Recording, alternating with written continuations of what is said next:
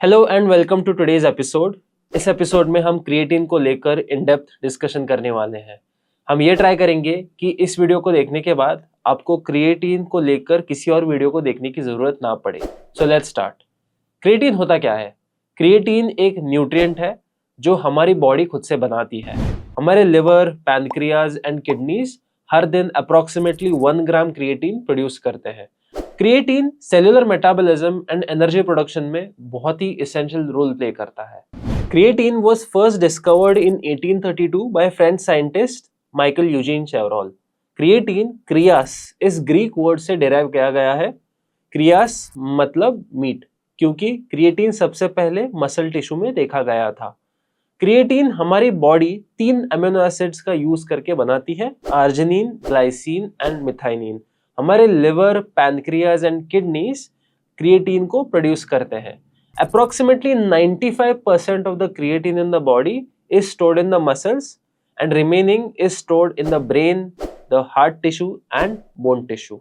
Creatine हमें meet and supplements से मिलता है। Creatine supplements are generally recognized as safe certified or GRAS certified in multiple countries. Efforts लिए जा रहे हैं to term creatine as a conditionally essential nutrient. Creatine के safety के ऊपर 680 plus studies किए गए हैं और वो suggest करते हैं कि creatine is safe for all ages. Multiple institutions ये suggest करते हैं कि body को approximately 2 to 4 ग्राम creatine हर दिन लग सकता है overall from diet and supplements plus जो क्रिएटिन हमारी बॉडी बनाती है। Higher intake of creatine greater than 1.5 gram per day is linked with greater height, greater lean mass and greater bone strength in youth, while lower intake less than 0.95 gram per day is linked with cognitive decline and increased depression risk. Vegetarians and vegans के लिए creatine supplementation एक बहुत ही important tool हो सकता है, क्योंकि उनके diet में क्रिएटिन लैकिंग है। नॉन वेजिटेरियंस के लिए भी क्रिएटिन सप्लीमेंटेशन इंपॉर्टेंट हो सकता है to complete their requirement. Almost everyone can take creatine supplement to get its benefits. Creatine के बेनिफिट्स जानने से पहले ये जानते हैं कि क्रिएटिन काम कैसे करता है। क्रिएटिन हमारी बॉडी में फॉस्फोक्रिएटिन के फॉर्म में स्टोर होता है। हम कुछ भी एक्टिविटी करते हैं तो उस एक्टिविटी को पूरा करने के लिए हमें एनर्जी की जरूरत होती है। ATP, adenosine triphosphate, is the energy currency of our body. तो जब हम एक्टिविटी करते हैं तो हमारी बॉडी ATP को ADP में कन्वर्ट करती है। मतलब एडिनोसाइन ट्राइफॉस्फेट 3 फॉस्फेट मॉलिक्यूल्स को एडिनोसाइन डाइफॉस्फेट 2 फॉस्फेट मॉलिक्यूल्स में कन्वर्ट करती है। तो अगर हमें एक्टिविटी रिज्यूम करनी है या कंटिन्यू करनी है तो ATP को फिर से रीजनरेट करना होता है, और ये फॉस्फोक्रिएटिन अपना फॉस्फेट मॉलिक्यूल ADP को देकर फिर से ATP रीजनरेशन में मदद करता है। और जब हम क्रिएटिन सप्लीमेंट करते हैं तो हम फॉस्फोक्रिएटिन के स्टोर्स बढ़ाते हैं, जिससे कि ये ATP रीजनरेशन और एफिशिएंट या फास्ट हो जाता है। एक्टिविटी के दौरान फॉस्फोक्रिएटिन जब अपना फॉस्फेट ग्रुप ADP को डोनेट करता है, तब फॉस्फोक्रिएटिन फ्री क्रिएटिन में कन्वर्ट हो जाता है। बॉडी इस फ्री क्रिएटिन को फिर से फॉस्फोक्रिएटिन में कन्वर्ट करती है और ये सिक्लिकल प्रोसेस चालू रहता है। हर साइकिल में थोड़ा सा फ्री क्रिएटिन बॉडी क्रिएटिनिन के फॉर्म में किडनी से एक्सक्रीट करती है। क्रिएटिन सप्लीमेंट्स वेल स्टडीड हैं एंड बहुत ही इफेक्टिव है। 2018 में international society of sports nutrition ने अपने आर्टिकल में ये कोट किया, creatine monohydrate is the most effective and ergogenic nutritional supplement currently available for athletes. Multiple studies consistently यही रिपोर्ट करते हैं कि क्रिएटिन सप्लीमेंट से एक्सरसाइज परफॉर्मेंस या एथलेटिक परफॉर्मेंस इंप्रूव होता है। Muscle mass and muscle strength को भी क्रिएटिन सप्लीमेंट इंप्रूव करता है।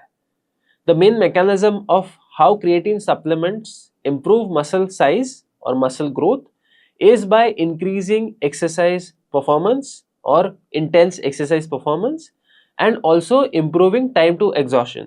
इसका मतलब है आप ज़्यादा अच्छे से इंटेंस एक्सरसाइज परफॉर्म कर सकते हो और आप ज़्यादा वर्कआउट कर सकते हो बिफोर बीइंग टायर्ड। ज़्यादा वर्कआउट मतलब ज़्यादा टोटल वर्क, और ज़्यादा टोटल वर्क मतलब ज़्यादा मसल मास स्टिमुलेशन और ज़्यादा मसल स्टिमुलेशन, जिससे मसल ग्रोथ बढ़ सकती है। एक और तरीके से क्रिएटिन मसल को बेनिफिट कर सकता है, that is by increasing intracellular water. Creatine एक ऑस्मोटिकली एक्टिव सब्सटेंस है, मतलब जब वो सेल के अंदर जाता है तो उसके साथ पानी को खींचता है। इसके कारण इंट्रासेलुलर वाटर कॉन्सेंट्रेशन बढ़ जाता है, जिससे आपके मसल्स को एक फुलर लुक मिल सकता है। And potentially increasing intracellular water concentration may act as a cellular signal for increasing protein synthesis. Muscle mass and exercise performance benefits को छोड़कर क्रिएटिन के और भी बेनिफिट्स हैं। रिसेंटली एक स्टडी ने देखा कि creatine paired with SSRI treatment help women with major depressive disorder recover faster and more effectively. और एक रिसेंट स्टडी में देखा गया कि ओल्डर एडल्ट्स में क्रिएटिन सप्लीमेंटेशन से ब्लड फ्लो में इंप्रूवमेंट देखी गई, लेकिन इस टॉपिक पर और रिसर्च की जरूरत है। There are multiple randomize control trials जिसने क्रिएटिन को स्टडी किया फॉर इट्स पोटेंशियल कॉग्निटिव या ब्रेन परफॉर्मेंस बेनिफिट्स, और इसमें से बहुत सारे स्टडीज ने एक पॉजिटिव रिजल्ट रिपोर्ट किया है। Research has shown that creatine supplementation may improve memory and processing speed in older adults above the age of 60. And creatine supplementation younger and older adults दोनों में ऐसे सिचुएशन में cognitive and brain performance improve कर सकता है, जैसे कि stressful situations, sleep deprivation, fatigue, etc. लेकिन young and healthy adults in unstressed situation, उस केस में creatine supplementation ने कोई cognitive benefit नहीं दिखाया है। क्रिएटिन से exercise performance, muscle strength and size and potentially cognitive performance को बेनिफिट हो सकता है, लेकिन क्रिएटिन सप्लीमेंट को लेकर अभी भी बहुत सारे मिथ्स परसिस्ट करते हैं कि क्रिएटिन सेफ नहीं है। क्रिएटिन वेल स्टडीड है एंड 680 प्लस स्टडीज यही सजेस्ट करते हैं कि creatine is safe for all ages. लेकिन मोस्ट पॉपुलर मिथ ये है कि क्रिएटिन किडनी को डैमेज करता है। ये मिथ इसलिए है क्योंकि क्रिएटिन सप्लीमेंटेशन से क्रिएटिनिन, जो क्रिएटिन मेटाबॉलिज्म का बाय प्रोडक्ट है, उसके लेवल्स बॉडी में बढ़ सकते हैं। तो क्या क्रिएटिन सप्लीमेंटेशन से बढ़े हुए क्रिएटिनिन लेवल्स से किडनी डैमेज होती है? The short answer is no. Creatine supplementation से क्रिएटिनिन लेवल्स बढ़ सकते हैं, और इसके कारण बहुत लोगों में कंसर्न था कि क्रिएटिन सप्लीमेंटेशन से किडनी डैमेज होती है, क्योंकि creatinine levels are considered to be a marker for kidney damage. लेकिन elevated creatinine does not always mean that there is kidney damage present. It may just reflect that there is more creatine metabolism. एक Meta analysis ने ये report किया कि creatine supplementation kidneys के लिए बिल्कुल safe है और वो किडनीज को डैमेज नहीं करता। और एक स्टडी ने ये रिपोर्ट किया कि even with elevated creatinine levels, creatine supplementation kidneys को नेगेटिवली अफेक्ट नहीं करता। एक मेंडेलियन रैंडमाइजेशन स्टडी ने भी यही सजेस्ट किया कि क्रिएटिन सप्लीमेंटेशन इज सेफ और उससे किडनी डैमेज नहीं होती। 8 weeks of creatine supplementation was safe and did not compromise renal function even in patients with peripheral arterial disease. Creatinine levels बहुत चीज़ों की वजह से एलिवेटेड हो सकते हैं, जैसे कि higher muscle mass, high protein diets, medication, creatine supplementation, intense exercise etcetera. इसलिए नेशनल किडनी फाउंडेशन ने भी यही स्टेटमेंट दिया है कि क्रिएटिन यूजर्स में क्रिएटिनिन लेवल्स एलिवेटेड हो सकते हैं without their being kidney dysfunction. अगर आपके क्रिएटिनिन लेवल्स पहले से ही एलिवेटेड हैं because of a kidney disorder और डिजीज, तो आपको क्रिएटिन सप्लीमेंटेशन अवॉइड करना चाहिए या लेने से पहले अपने डॉक्टर से कंसल्ट करना चाहिए। लेकिन क्रिएटिन सप्लीमेंटेशन से किडनी डिसीज या डिसऑर्डर नहीं होता, ये प्रूव किया है फर्दर स्टडीज ने, जिन्होंने अलग मार्कर्स का यूज किया है, जैसे कि cystatin C. Cystatin C is a protein marker that is independent of muscle mass, diet और supplementation. Cystatin C levels remain stable unless kidney function is genuinely impaired. तो अगर आपके क्रिएटिनिन लेवल्स बढ़े हुए हैं because of creatine supplementation, but आपके cystatin C levels normal है, then it is not a cause for concern. एक study ने देखा कि high dose of creatine supplementation से भी सिस्टैटिन सी लेवल्स इंक्रीज नहीं हुए, which proves that creatine supplementation does not negatively affect kidney function. तो क्रिएटिन आपकी किडनी को डैमेज नहीं करता, क्रिएटिन आपके किडनी के लिए सेफ है। लेकिन क्या क्रिएटिन से हेयर लॉस होता है या हेयर फॉल होता है? ये भी एक बहुत ही पॉपुलर मिथ है जो क्रिएटिन के साथ एसोसिएटेड है।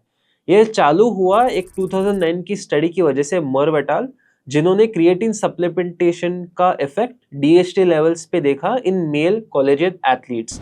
उस स्टडी ने ये रिपोर्ट किया कि क्रिएटिन से डीएचटी लेवल्स बढ़ गए। डीएचटी लेवल्स बहुत लोगों में हेयर फॉल या हेयर लॉस से एसोसिएटेड है। डीएचटी मतलब डाईहाइड्रोटेस्टोस्टेरोन, जो हमारी बॉडी टेस्टोस्टेरोन से बनाती है। लेकिन इस स्टडी ने हेयर फॉल, हेयर लॉस या किसी भी हेयर पैरामीटर को स्टडी नहीं किया। लेकिन जस्ट बिकॉज इस स्टडी ने दिखाया कि क्रिएटिन सप्लीमेंटेशन से डीएचटी या डाईहाइड्रोटेस्टोस्टेरोन लेवल्स बढ़ गए, उससे क्रिएटिन और हेयर लॉस का मिथ चालू हुआ और ये आज भी प्रेजेंट है। तो चलिए इस मिथ को ब्रेक डाउन करते हैं। सबसे पहले, बॉडी डीएचटी या डाईहाइड्रोटेस्टोस्टेरोन को फ्री टेस्टोस्टेरोन से बनाती है। तो अगर क्रिएटिन सप्लीमेंटेशन को डीएचटी लेवल्स को बढ़ाना है तो उसको फ्री टेस्टोस्टेरोन लेवल्स को बढ़ाना पड़ेगा, या फिर जो एंजाइम टेस्टोस्टेरोन को डाईहाइड्रोटेस्टोस्टेरोन में कन्वर्ट करता है 5 अल्फा रिडक्टेस, उस एंजाइम की एक्शन बढ़ाना चाहिए। लेकिन इस स्टडी को रेप्लिकेट करने वाली और कोई भी स्टडी नहीं है। लेकिन कुछ स्टडीज ने क्रिएटिन सप्लीमेंटेशन का इफेक्ट टेस्टोस्टेरोन लेवल्स पे देखा है और उन्होंने यही रिपोर्ट किया कि क्रिएटिन सप्लीमेंटेशन से टेस्टोस्टेरोन लेवल्स या फ्री टेस्टोस्टेरोन लेवल्स इतने सिग्निफिकेंटली इंप्रूव नहीं होते। तो चलिए फिर से मर्व एट अल की स्टडी के ऊपर देखते हैं। तो मर्व एट अल स्टडी में जिस ग्रुप में क्रिएटिन सप्लीमेंटेशन ने डीएचटी लेवल्स को बढ़ाए, उनके स्टार्टिंग डीएचटी लेवल्स ही कम थे और जो डीएचटी लेवल्स में इंक्रीज पाए हैं वो भी नॉर्मल रेंजेस में थे, नॉर्मल रेंजेस के बाहर नहीं थे। तो मर्व एट अल की स्टडी से ये पता चलता है कि क्रिएटिन सप्लीमेंटेशन से डीएचटी लेवल्स नॉर्मल रेंजेस के बाहर नहीं जाते। और जिन स्टडीज ने क्रिएटिन सप्लीमेंटेशन और टेस्टोस्टेरोन को स्टडी किया, उन्होंने भी यही रिपोर्ट किया कि फ्री टेस्टोस्टेरोन में कोई चेंजेस नहीं होते। और अभी तक कोई भी स्टडी अवेलेबल नहीं है जिसने directly 5 alpha reductase enzyme activity को स्टडी किया है आफ्टर क्रिएटिन सप्लीमेंटेशन। तो अभी तक जो एविडेंस अवेलेबल है उससे हम ये कह सकते हैं कि creatine supplementation is not associated with hair fall और hair loss. One thing we should definitely talk about creatine supplementation is weight gain, and ये होता है और एक अच्छी बात है। तो हमने पहले डिस्कस किया था कि क्रिएटिन एक ऑस्मोटिकली एक्टिव सब्सटेंस है और जब क्रिएटिन सेल्स के अंदर जाता है तो उसके साथ वाटर खींचता है। क्रिएटिन सप्लीमेंटेशन से small increases in total body water देखे गए हैं। तो जो वेट गेन आप एक्सपीरियंस कर सकते हो after creatine supplementation, that is mostly water weight, और ये फैट नहीं है। तो it is considered to be positive क्योंकि ये आपके मसल्स को एक फुलर लुक दे सकता है। कितना वेट गेन होगा ये बहुत फैक्टर्स पे वेरी कर सकता है, लेकिन you can expect anywhere between 0.5 to 2 kgs of weight gain in the initial few weeks after starting the supplement. उसके बाद इतना सिग्निफिकेंट चेंज नहीं होता।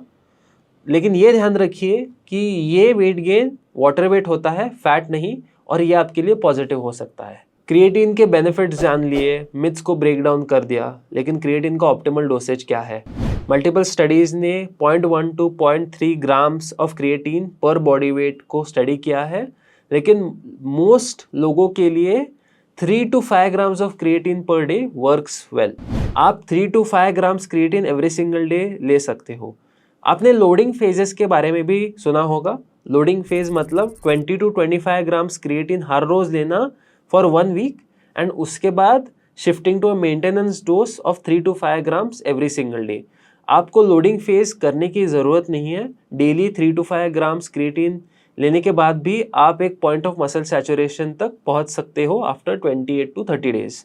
लेकिन अगर आप लोडिंग फेज अप्रोच के साथ जाते हो तो आप क्रिएटिन को मल्टीपल डोसेज में ले लीजिएगा instead of taking all the 20 to 25 grams of creatine in one time. क्या आप क्रिएटिन सिर्फ फूड से ले सकते हो?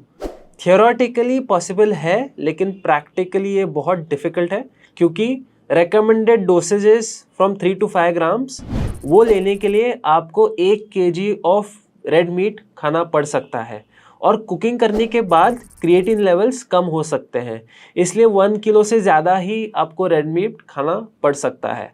लेकिन 1 किलो मीट हर रोज़ खाना बहुत ही डिफ़िकल्ट है और उससे बहुत excessive calories and excessive amount of saturated fat भी आ सकता है which can make it bad for health. और वेजिटेरियंस एंड वीगन्स के डाइट में तो क्रिएटिन लैकिंग होता है। तो अगर आपको क्रिएटिन एफिशिएंटली कंज्यूम करना है तो supplement route is much more efficient.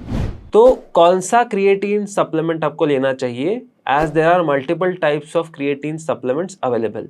Creatine monohydrate एक गोल्ड स्टैंडर्ड है, ये सबसे ज़्यादा बायोअवेलेबल क्रिएटिन सप्लीमेंट माना जाता है। It is creatine bound to one water molecule. Creatine monohydrate is the most researched supplement and it is very cost effective and majority लोगों को क्रिएटिन मोनोहाइड्रेट ही चूज करना चाहिए। बाकी अलग टाइप्स ऑफ क्रिएटिन है, जैसे creatine HCl, creatine ethyl ester, creatine nitrate, buffered creatine, लेकिन majority लोगों को क्रिएटिन मोनोहाइड्रेट ही चूज करना चाहिए। जस्ट एक केस में क्रिएटिन HCl बेनिफिशियल हो सकता है, अगर किसी को स्टमक एसिड रिलेटेड इश्यूज हैं या किसी को IBS है तो शायद उनके लिए क्रिएटिन HCl एक ऑप्शन हो सकता है, but personally I would recommend creatine monohydrate to majority of the people.